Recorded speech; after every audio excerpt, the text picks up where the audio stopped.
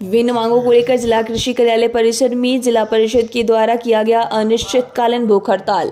बेगूसराय से जिला पार्षद अंजनी कुमार सिंह जिला कृषि पदाधिकारी कार्यालय के परिसर में अनिश्चितकालीन भूख हड़ताल आज दूसरे दिन भी लगातार जारी रहा।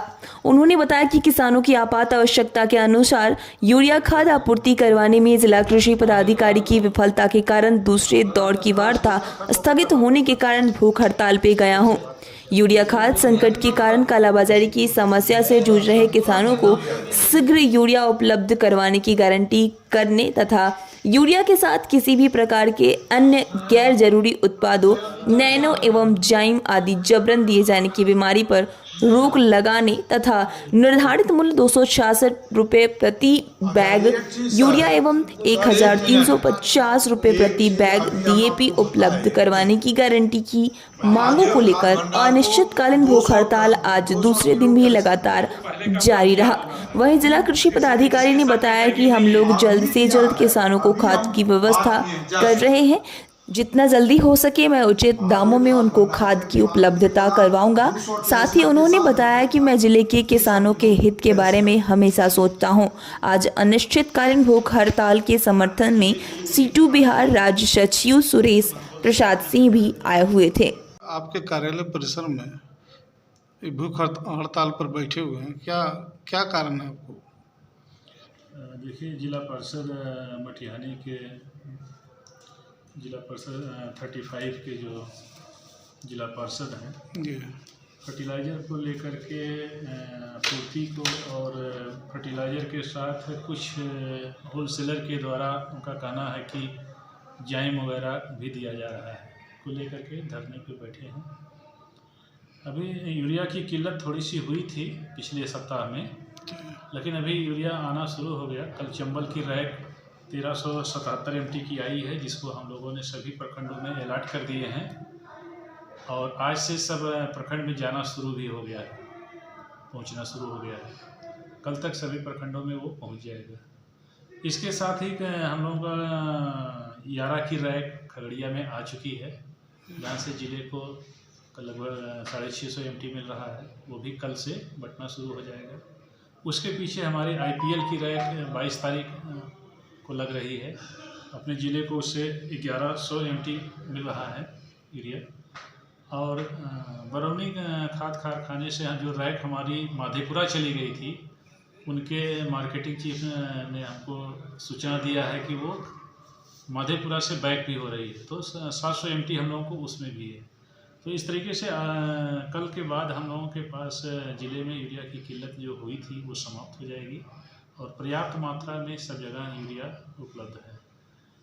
थोड़ा जाइम के लिए जो है हम लोगों ने, ठीक है, दुकानदार अपने इच्छा से अगर कोई जाइम उठाता है, नैनो उठाता है, तो वो उसकी अपनी इच्छा है, लेकिन किसान को ज़बरदस्ती नहीं देना है। इसके लिए ज़बरदस्ती देता है या कोई होलसेलर ज़बरदस्ती देता है तो उस पर हम लोग कार्रवाई करेंगे। जब तक कि सरकार से हमको राइटिंग में नहीं आ जाता है कि नैनो देना है, तब तक हम अपने स्तर से किसान को ज़बरदस्ती लेने के लिए बाध्य नहीं करेंगे, या किसानों को ज़बरदस्ती अगर कोई बेचता है तो उस पर हम कार्रवाई भी करेंगे। सर, हड़ताल अनिश्चितकालीन पर बैठे इसमें इनकी मांग है कि इन्होंने अपने 9 रिटेलर का सूची दिया है कि हमारे इस रिटेलर को खाद की आपूर्ति करिए, इसके बाद ही अनशन तोड़ेंगे। अच्छा, तो इनके 9 रिटेलर को अभी जो हमारी पहली लाट आई थी उसमें सभी रिटेलर को 100 MT हमने अलॉट कर दिया है, जो आज से जाना शुरू हो गया है। कुछ लोगों को पहुंच गया है, अभी कुछ लोगों का ऑन वे है और कल तक सब लोगों को पहुंच जाएगा। वो हड़ताल आज टूट जाएगी सर? अब हड़ताल करने वालों पे डिपेंड करेगा कि उनकी क्या मंशा है। हमारे स्तर से जितना उनकी मांग है वो प्रायः हमारे स्तर से की जा रही हैं। कालाबाजारी रोकने के ऊपर हम लोग कठिन मतलब यहाँ पर भी अपना एक कंट्रोल रूम बनाए हैं। हमारे पास 88 उर्वरक निरीक्षक की नियुक्ति की गई है सभी पंचायतों को ट्रैक करके।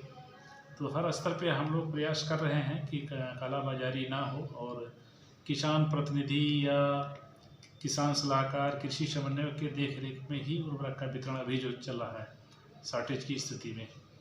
इसलिए कालाबाजारी की स्थिति कहीं नहीं है, केवल इसी को लेके कालाबाजारी लोग कह रहा है कि कहीं कहीं जहाँ यूरिया के साथ नैनो दे रहा है तो किसान नैनो को नहीं समझ रहा है, तो उसके दाम को वो जोड़ ले रहा है कि हम लोग को कालाबाजारी हो गई। आपका परिचय सर? राजेंद्र कुमार वर्मा, जिला कृषि पदाधिकारी, बेगूसराय। उठाया डीएपी 1500, 1600, 1700 और 1900 में बिकना शुरू हुआ। सरकार का निर्धारित रेट 1350 है। रिटेलर तक पहुंचने का रेट उसका 1320, रिटेलर तक पहुंचता है वो 1420 में। अब कंट्रोवर्सी यहाँ आ जाता है। रिटेलर का कहना है कि जब 1420 में खाद हमारे यहाँ 1450 में पहुँचेगा तो हम किसान को 1350 में कैसे देंगे। यानी 100 घर से खेत बेच करके लाइसेंस के एवज में किसान को देना किसी भी रिटेलर के बूते के बाहर की बात है। खैर जो भी हो, तो एक तो ये हुआ। उस समय हम लोग लड़े, जिला कृषि पदाधिकारी ने सहयोग किया, एक हद तक उस पर हम लोग नियंत्रण कर पाए। एक हद तक, पूरा नहीं हुआ लेकिन एक हद तक उस पर नियंत्रण हुआ। उस समय हम भूख हड़ताल नहीं की, वार्ता से काम चलाए।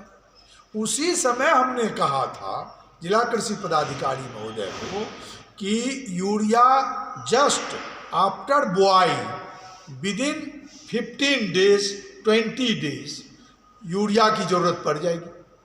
प्रथम पटवन से लोग शुरू कर देते हैं यूरिया का ज़रूरत। अब यूरिया 20 दिन में होगा तो आपको पहले से तैयारी करनी चाहिए। ये बात बता दिया। हमने कह दिया था कि अगर यूरिया सही समय पर सर नहीं मिला तो मैं किसानों के गुस्से को झेल नहीं सकता।